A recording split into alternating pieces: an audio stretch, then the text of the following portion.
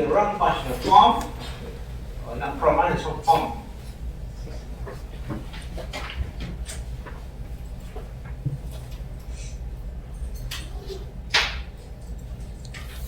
So the estimated coefficient may be biased estimate of the true coefficient. Okay.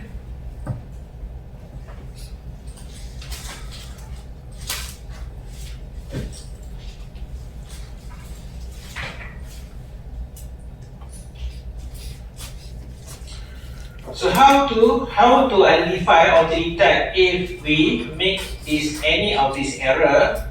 So detecting the presence of unnecessary variable. Let's say you include a set of variable, independent variable in the model, and you want to know whether all these whether these variables should be kept in the model or not.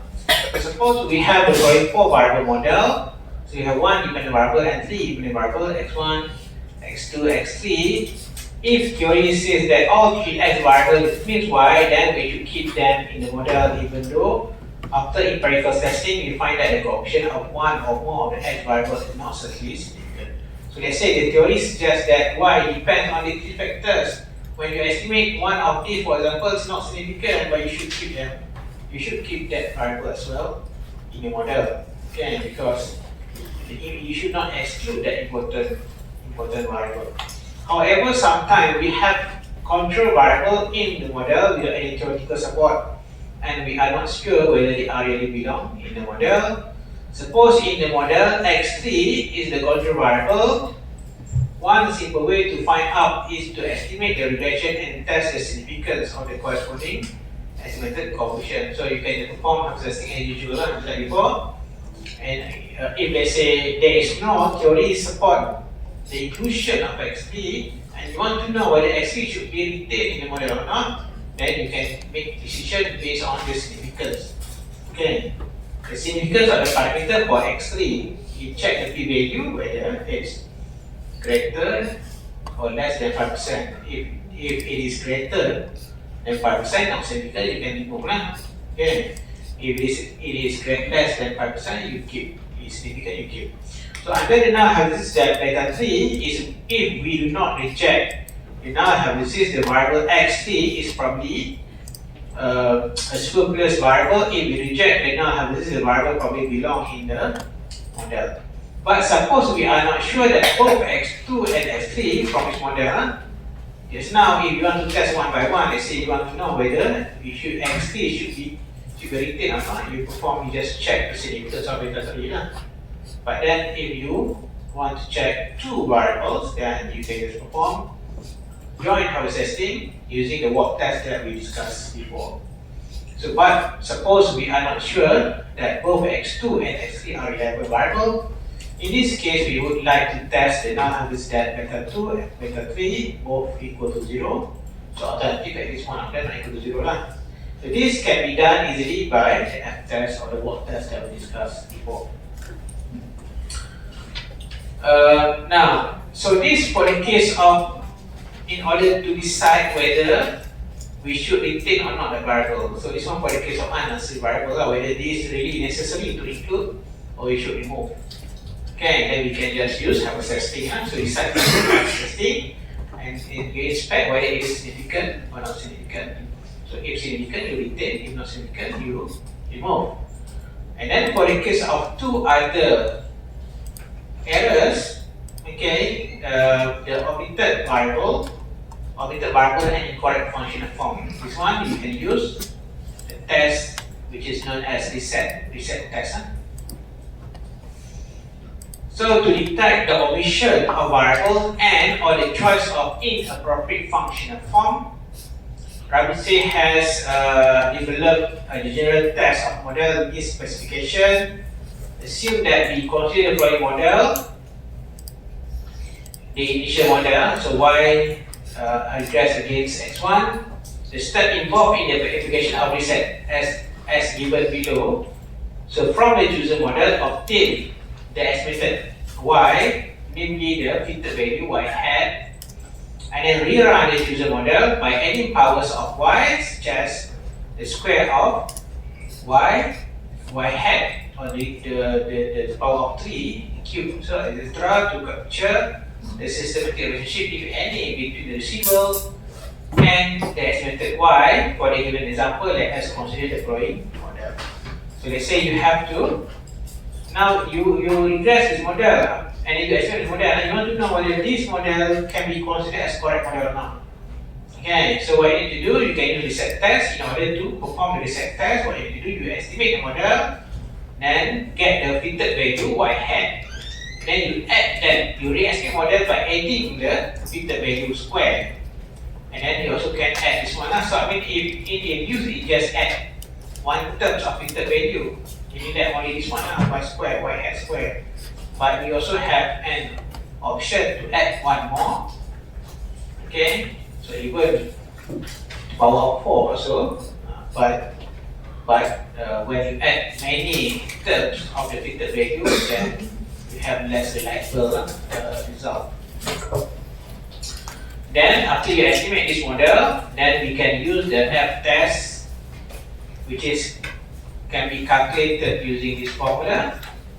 The R square from new model, this one, minus R square from the original model, divided by number of new regresses here. So if you add 2 terms of fitted value, then your number of new regresses 2 lah.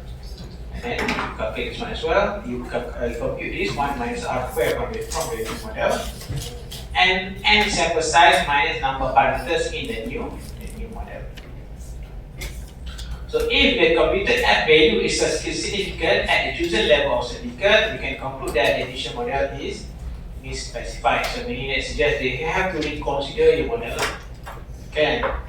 So if let's say you reject, you compare this to the critical value from F table, and then this value greater than critical value, you reject, so conclude that your model is not the correct form lah.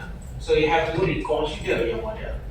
So because this one, it used to test for the omitted of variables or label variable and the use of incorrect functional form, you have to explore the possible solution.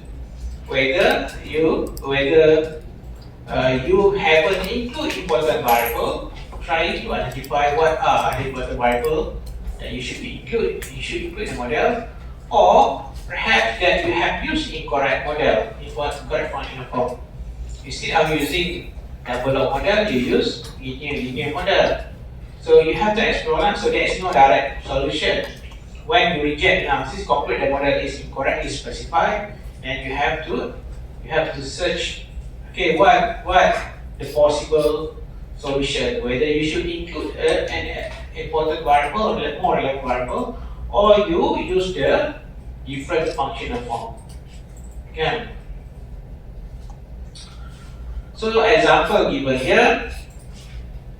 So we have expenditure on imports on personal disposal income X. So if let's say you follow this one, I mentioned just now, you have to decide first whether you want to include how many terms of fitted value. If you use the default one, the default setting is just one term, meaning that only this one, the square of y hat. But the given example here, we add 2 terms of fitted values, the power of 2 and the power of 3 of the fitted value. Okay. So you have the data. This one.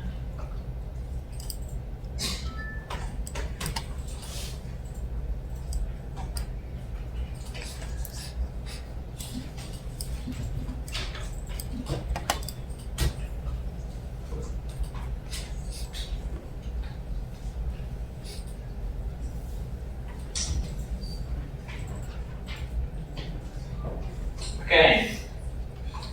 So you estimate the model, just like, let's say we initially decide to use a linear model. So quick estimate equation. So we have y space c space x.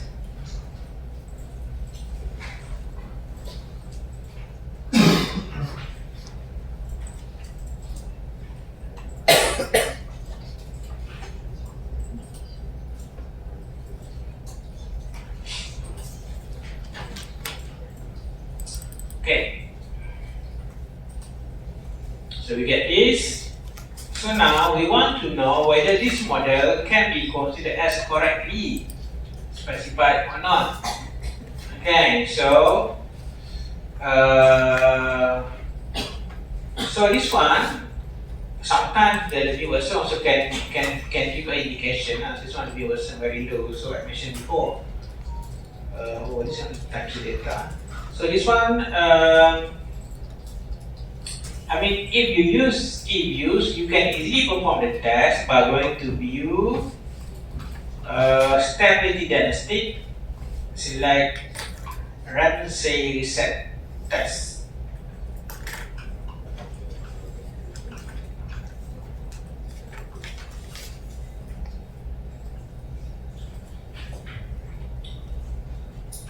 Okay, so I mentioned just now, number of fitted terms in a view is just one. Once mean that it only include this one, y hat square. If you want to include two terms, then you have to change that. Just like the example given, if you put two means that you put both. You include the square of fitted value and the cube of y hat. Okay, normally one is sufficient, but this one just to show you the example. If let's say we decide to include both, if we believe that maybe the x power of 3 is it's good to explain the value of y, for example. And then we can put 2. You put 2, and we have your f statistic as well as p value. So f statistic 8.776 and p value 0.0027. So p value less than 0.055%. You perform at 5% significant level. So you reject, you conclude that the model is considered to be incorrectly specified. So you have to identify what is the reason for the model to be considered as incorrectly specified. So you have to explore the possible solution, because this test is used to identify whether you haven't included an important or relevant variable or you use incorrect functional form. So you have to explore. Maybe one of the possible solution is by adding important or more relevant variable. So how we get this one, this value? It is done by adding the fitted value. For just now, we estimate the model, right? We estimate the model. So we have the fitted value. You go to this one, you go to view, actual fitted table, fitted residual table.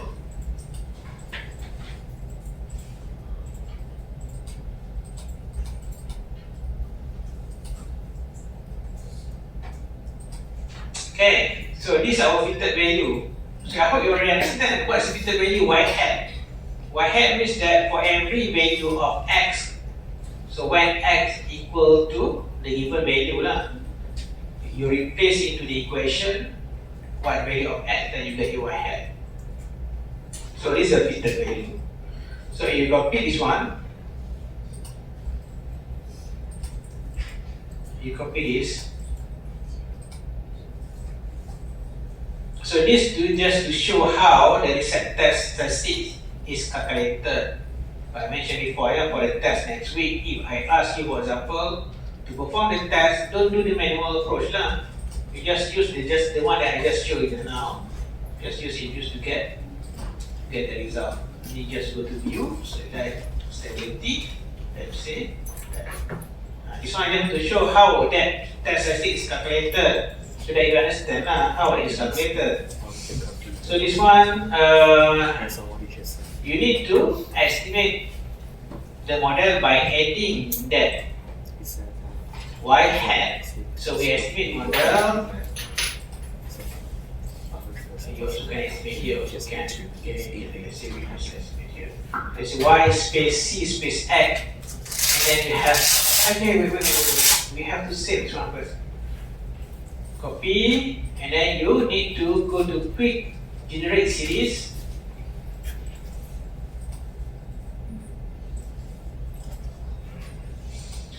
quick generate series and then you save the fitted values. Let's say fitted. It's up to you lah. This one whether you not like this one. You have to create. You go to object. Okay, because we need to create a new variable, not the create equation. So you go to this one, object, new object, new object, series, and then you name the new variable as fitted.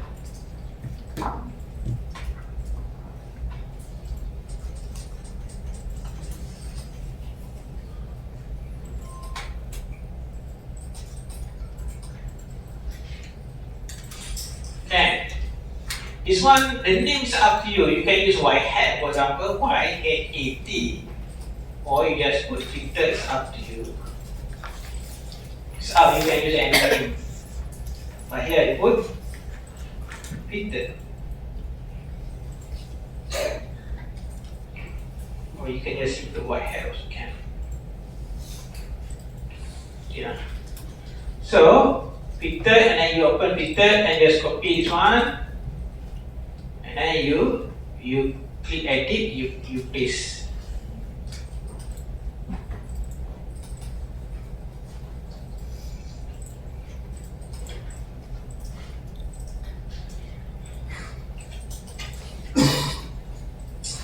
Okay. So edit, close. So now we re-estimate the model. Re-estimate model is at the fitted square.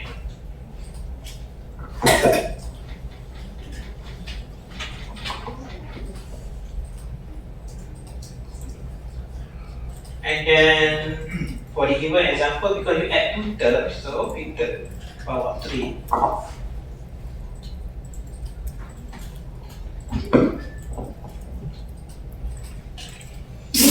So usually only one term is sufficient. I mentioned but just in case here you believe that maybe x to the power of 3, it can help, it's helpful or useful to explain why. Then you also include fitted to the power of 3 as well.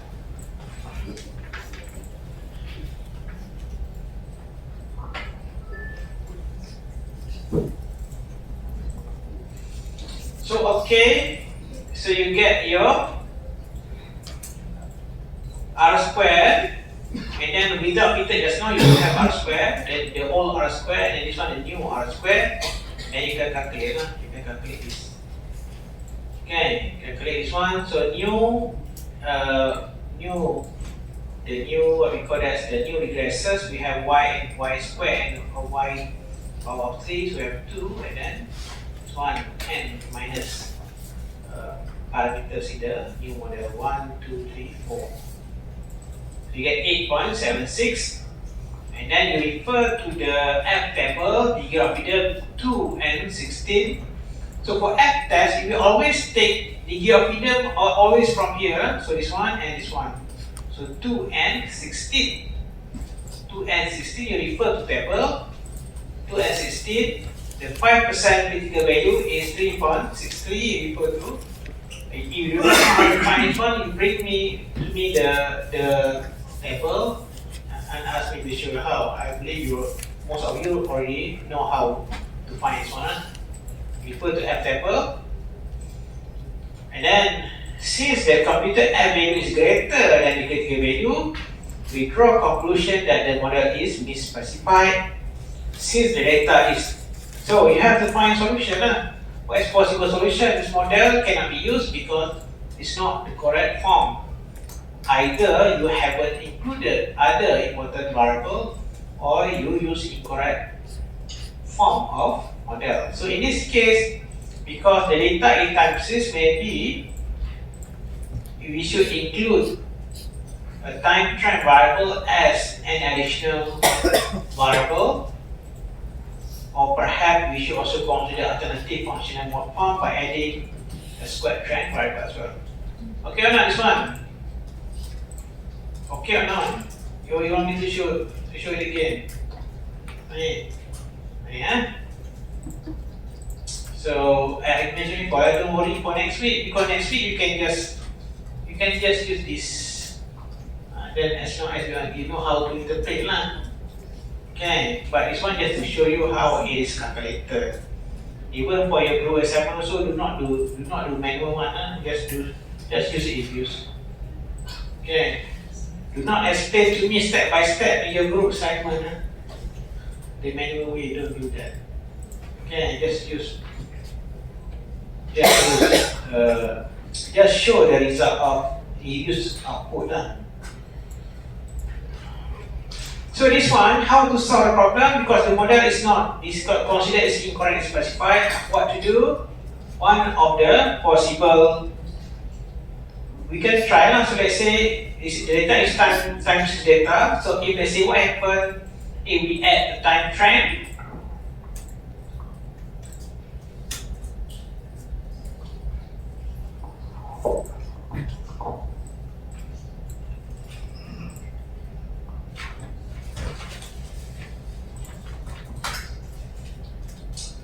Alright, so trend plus 1. Okay. So is this model can be considered as correct or not? Can we use this? So you can test again to test the reset test again. So let's say even you put 2 terms, but the use of 1 term, 2 terms sometimes can give you different conclusion.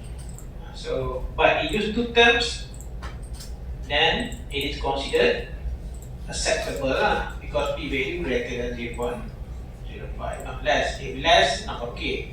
Greater than 0.05, okay lah. So this one slightly greater, 0.06. Okay, so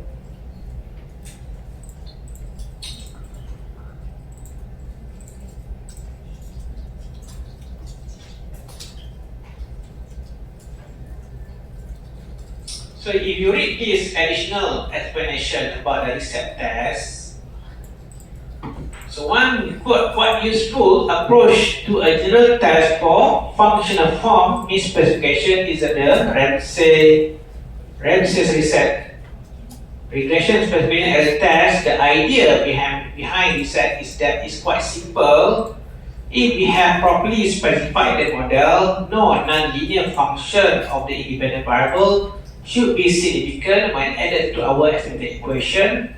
However, adding squares, cubes, highest powers use up many degree of freedom. As the fitted or predicted value of the estimated model are linear in the independent variable, we may consider powers of the predicted value as additional regressors.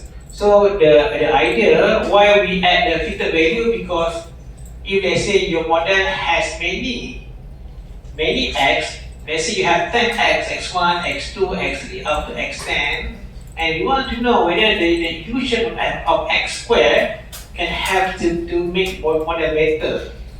Then if you do that, then you already have x1, x2, x3 up to x10, 10 variable, and then you add the square of each of them, now you have 20. And then you add the x of the power of 3, then you have 30, too many. So that's why instead of adding the square of each of x, then alternatively we can just include the fitted value, because fitted value, when the fitted value square, it is indirectly represent the effects of x squared. For example, you have 2x in the model. Let's say your model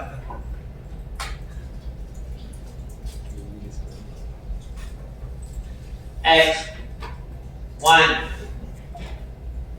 x2 and error term. Just now I mentioned to you, like if you have many x, and then you want to know whether you should include x squared. Just remember that we had one example before, lecture 4, right? The quadratic equation. So you include cos and cos square. Okay, cos and the cos square. So if you want to know whether the inclusion of x square, square of each of x can improve the model or not. If you have many x, then if you do that, you have too many. And you have too many x. So instead of 10 now becomes 20, including the square of x. So instead of including x square, square of each of x, then we just include fitted value, then we only have additional one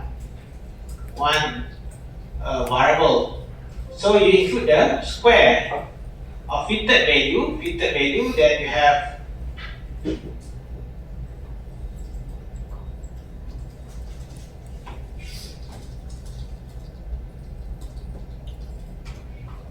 this. So if you take square, then you have square lah.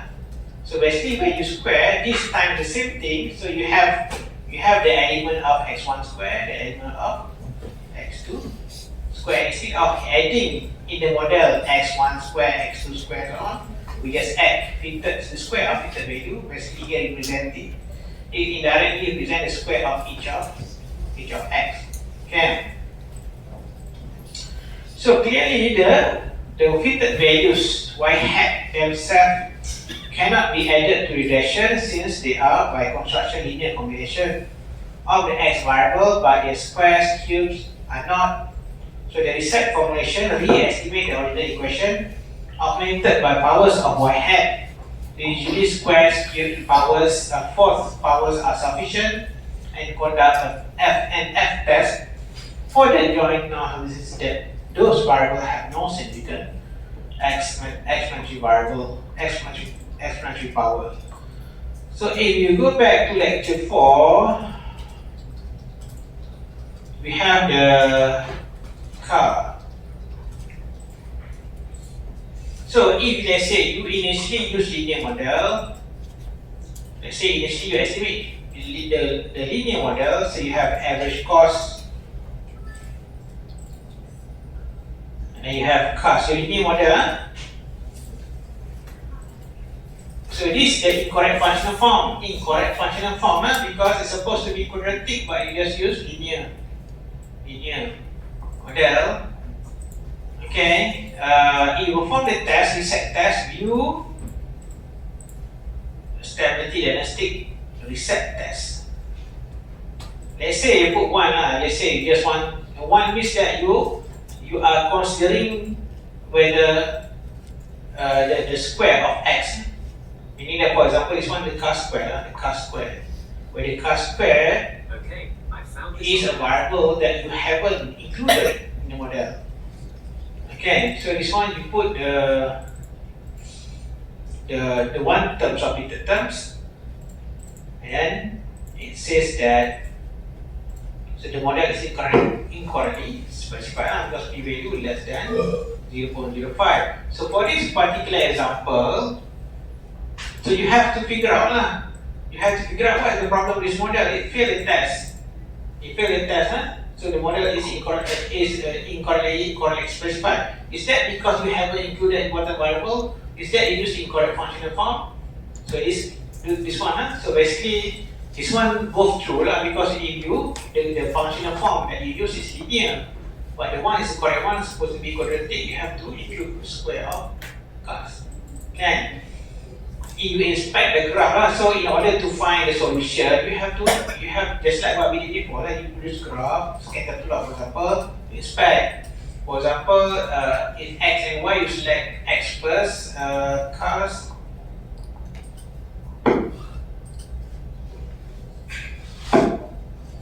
So if you produce scatter plot just like before, you see like this. So linear, if you use this model before, you simply regress average cost against cost. It's actually a straight line. Just straight line. So you have intercept, and then beta 1 x, beta 1 cost, which is not correct, incorrect. So you're supposed to use quadratic, or polynomial quadratic. You have to add the square of cost. Okay, so the linear model, this model is incorrectly specified, so you have to add cos square.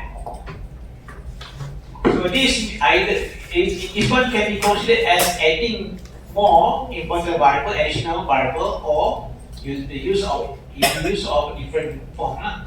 Because instead of linear, you use quadratic. Okay. And then you get this, and then you perform the test again. The set run to the set test, let's see just one. And now it passed the test. Yeah. So the reset test is used to tell us or to give us an idea whether our model has omitted an important variable or the model is in correct form. Okay, so you have to explore the solution. Whether you have to try to add more important variable, or you see the form, the equation that you use, whether it is other better equation that you should use. Just like this one lah. Instead of linear, you should use quadratic. Yeah.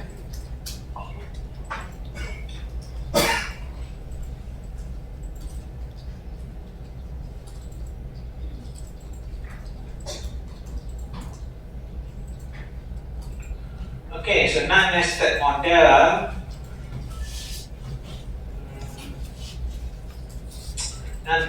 Test of non-nested.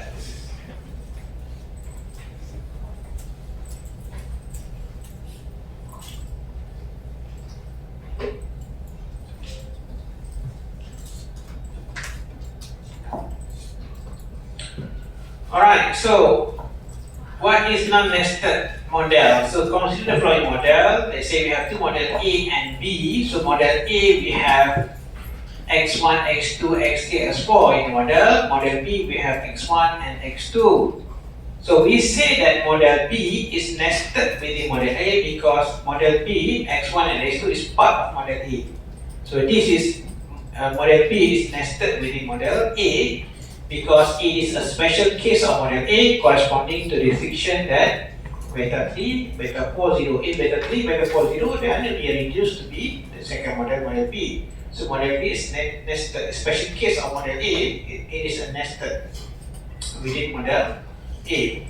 So all the tests considered so far within this course have been form of nested. So the word test that we discussed before is nested test. So meaning that we test part of the variable in the model in order to decide whether it should be retained or should be removed.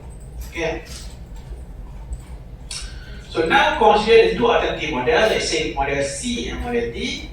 So model C, the dependent variable is same. So for both models, they have the same dependent variable, but they have different set of independent variables. So x1, the first model C, the dependent variable x1 and x2, but model D, dependent variable is z1 and z2. So for example, if you recall that last time when we discussed about multi-causality, we have an example in that session. So one example, when we have in the model we have CPI for all item and CPI for that particular item, only for, I don't remember for which one, I think for car, for vehicle only. Okay. So that two variables are related. So let's say here you have the same. Let's say here you have x1 is the CPI for all items, and the model 2 you just want to use CPI. You want to use CPI for that particular item only, for vehicle only. You cannot put them together in the same model because they are related. If you put them together, then you have the same problem like before. You have multi-causality. You have multi-causality problem. Let's say you have two options.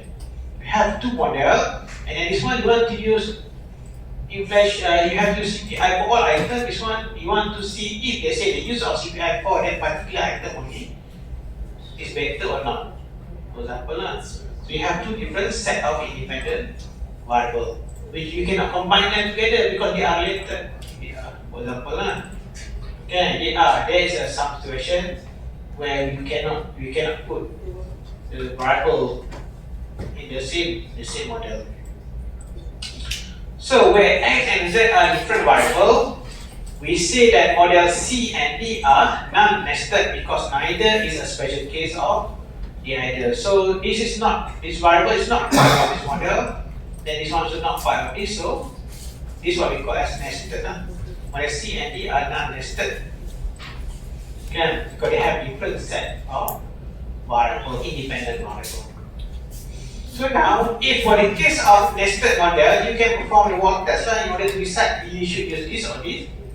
For the case of nested model, you want to decide whether you should model A, model B. Then you just perform testing, the walk test for this one.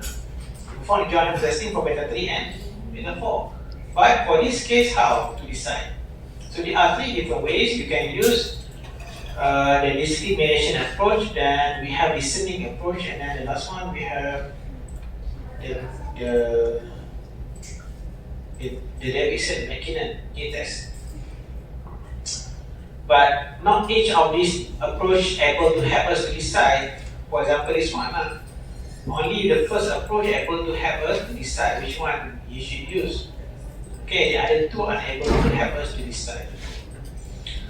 So the discrimination approach, since both models involve the same dependent variable, we can choose between two models based on, so you want to know whether we should use model C or model D. So we can choose between two models based on some goodness of fit criteria, such as R square or adjusted R square. Other criteria include AIC, the archaic case information criteria, the swatch information criteria is IC. Model is selected that has the highest R square or adjusted R square or the lowest value of AIC or SIC. So you estimate both and then you compare. So you have the data.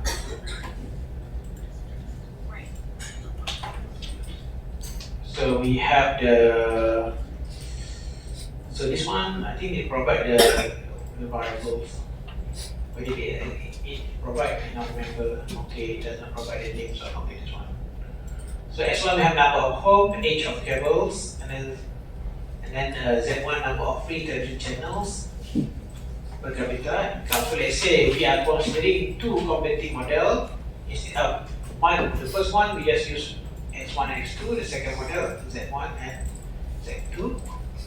Then we have the data in this file. So using the first approach, the discrimination approach, you have to estimate both and then you compare. AIC, SIC, for example, which one has better value. So you estimate so model A, model C. So quick estimate equation, model C, we have Y space C space X1 space X2.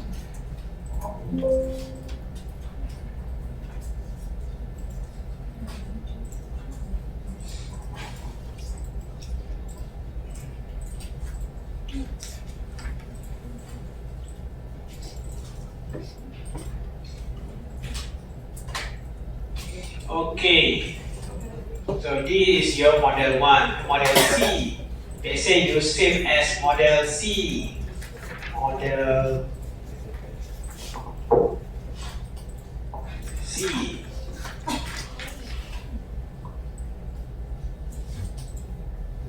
Okay, and then you estimate another model. We estimate equation, you have Y space C space Z1, Z2.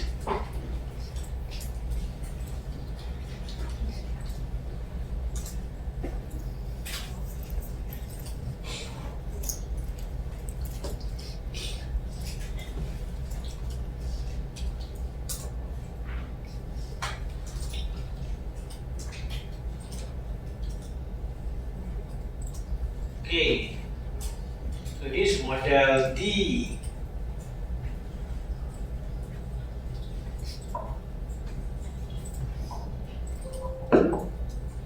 So then you compare model C, then model D.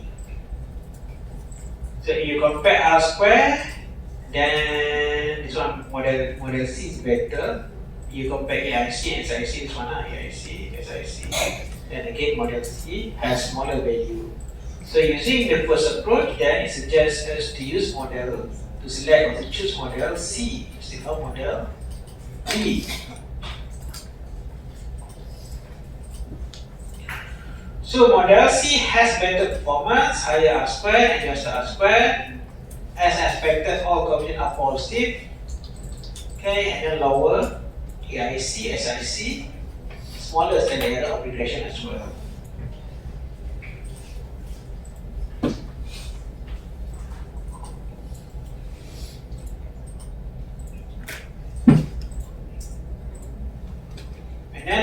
approach listening. This is one of the most available approach that you can use. Like I mentioned before, it's not always able to help us. So this example is unable to help us to decide.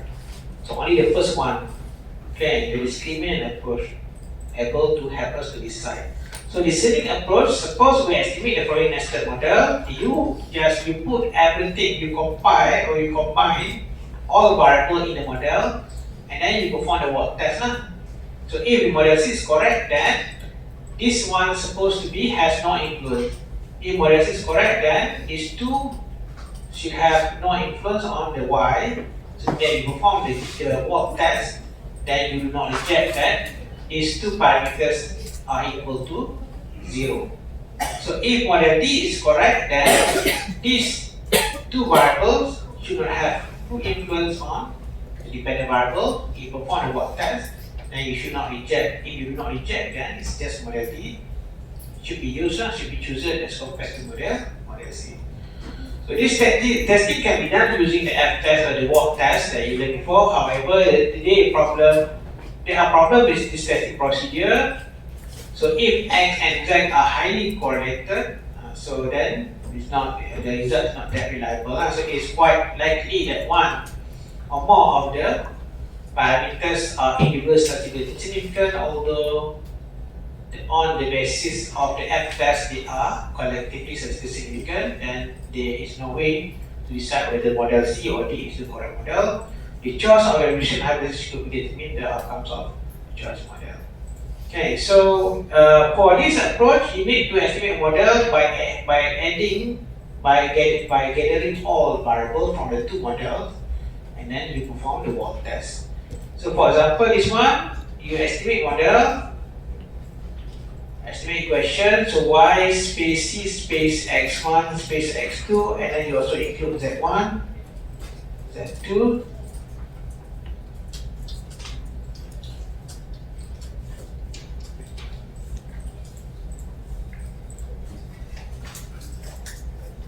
So this is model E. Okay.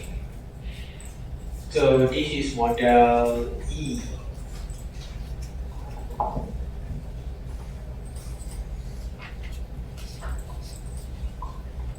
So model E, so you need to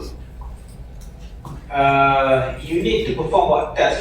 If let's say model C is the correct one, then the coefficient for this Z1 and Z2 must be jointly equal to 0. Okay, so you can perform work test as usual. So coefficient number 4 and 5. So if model C is the correct one, then this one is supposed to be 0, jointly equal to 0. So you perform the test, coefficient number 4 and 5. So view, work test. So coefficient number 4 and 5.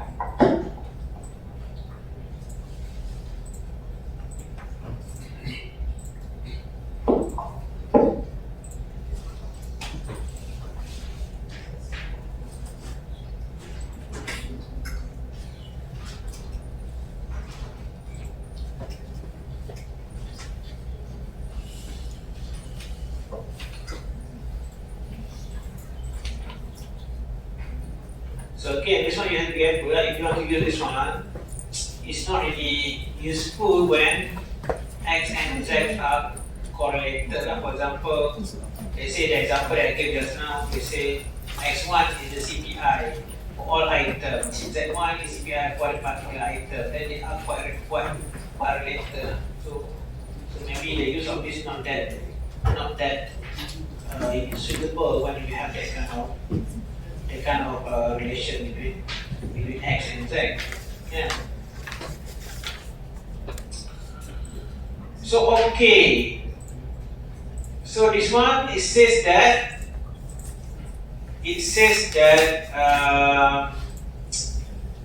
so Z1 has significant influence on the dependent variable. So meaning that it does not suggest that model C is the correct one, because Z also has significant influence on the dependent variable. And then you redo the test. You redo the test for x1 and x2. So coefficient number 2 and 3. So walk test coefficient number 2 and 3.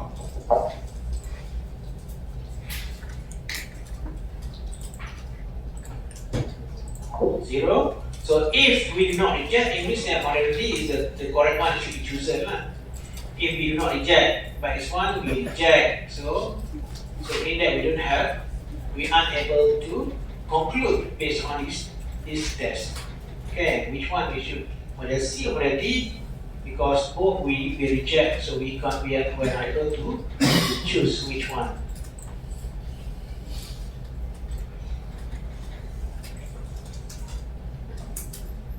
So these are the conclusion. So both Z1 and Z2 collectively affect Y, and then both X1 and X2 collectively affect Y, so we are unable to choose which model that we should use.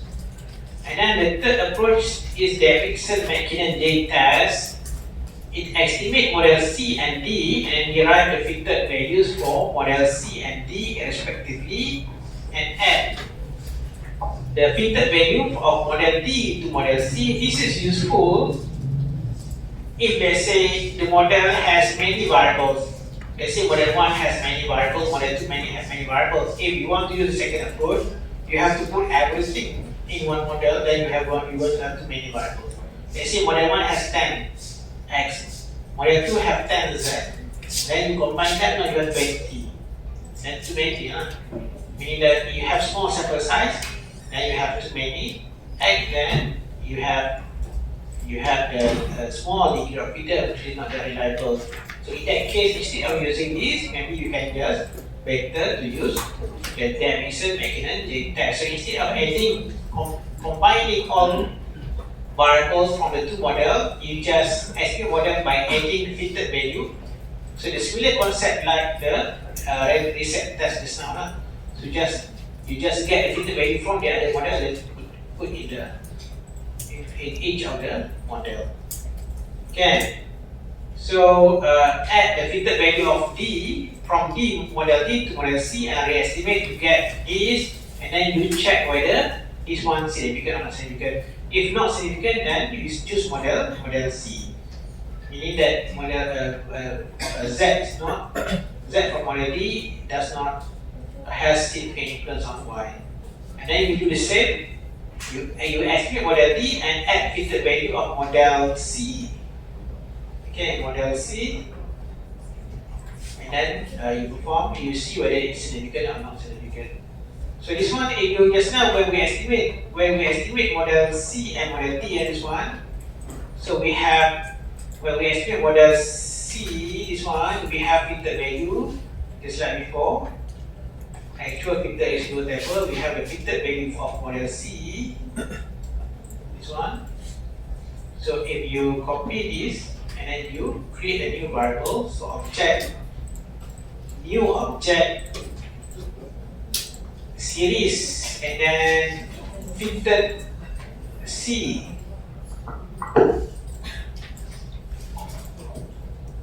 So this is a fitted value from model C. So if you just copy here, so model C, fitted value from model C.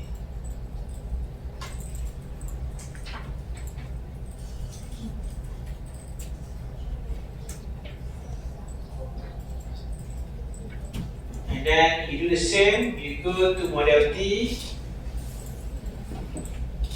Okay, right? So you go to model D and then you go to view, actual fitted visible table. You also have fitted value here. Copy this. And then you create a new series, object, new object, series, fitted D.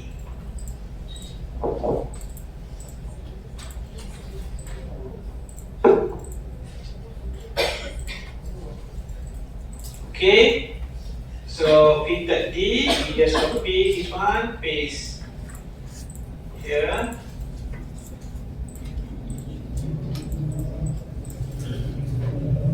Now we have fitted value from model C and model D. So you now you re-estimate the model you estimate model C by adding fitted from model D.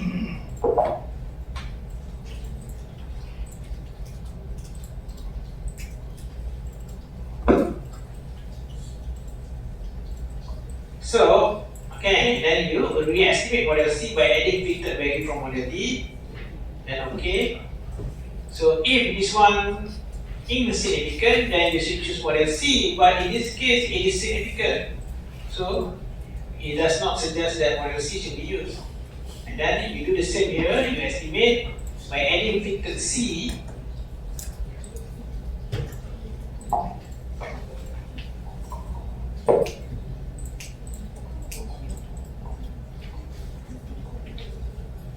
Okay, so this one also the same, it is also significant. So we are unable to choose model based on this test. So we can only choose if this one is insignificant. So if it's insignificant, then we choose model. We say that x1 and x2 is the correct variable to be used.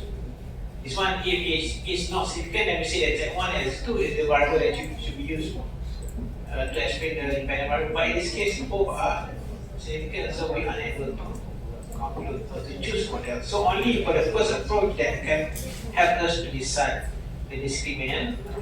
So that's summary and summary is one.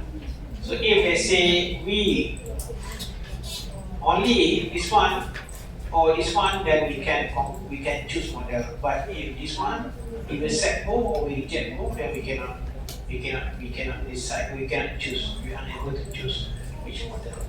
So that's just the variable step that you can use to help you to decide or to choose in between two different models.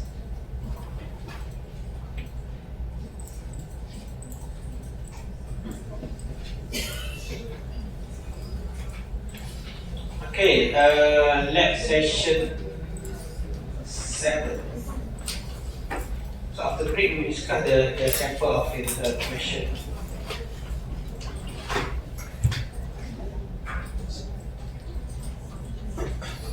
Understand what? Very easy. But again, don't worry for next week, because next week I will not ask you to do the manual things. Just reviews. I still need to understand how it's calculated. But I want to know by example, it's possible that you have provided these, for example, the manual, the result of the manual approach. Test the knowledge whether you really understand or not.